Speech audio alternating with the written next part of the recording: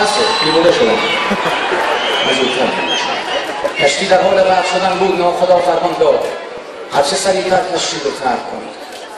مردها وحشیانه هجوم آوردند. ناخدا بانگ برآورد خجالت بکشید، حق تقدم با خانم هاست. مردها عقب کشیدند.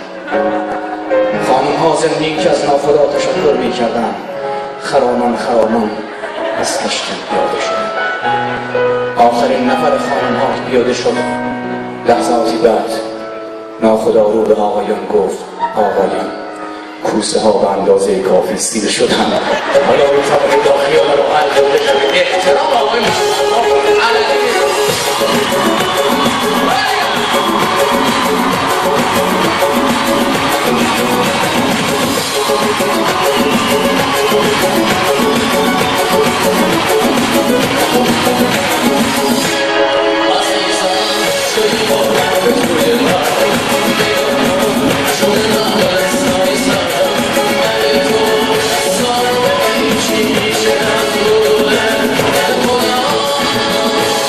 چیزی کم نمیشه.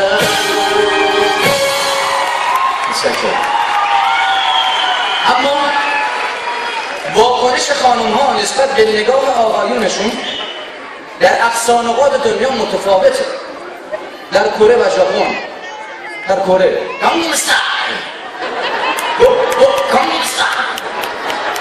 در کره و ژاپن وقتی که مردی به زن خودش نگاه میکنه خانومش میگه هر بار که نگاه میکنی معنای عشق رو در عمق نگاه میبینی. در اروپا وقتی خانومی شوهرش بهش نگاه میکنه بهش میگه هر بار که نگاه میکنی بیشتر از پیش دوست دارم. در ایران وقتی شوهری به خانم خودش نگاه میکنه خانومش میگه چیه؟ به من بخور.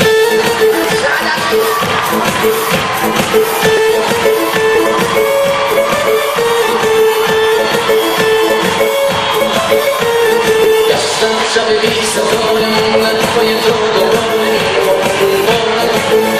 شوی دامنی هر باری بامنی اسم روشان من میگوشی کن دیگه نداره کن مال منی من با تو نمیدونی چه سخت اگه یارت ببینی که بخواه بابش من روسه من رو حقی واسه کی تفکاری این بار نفهمه که برنجه از انگار نره رنج و عذاب و حسن.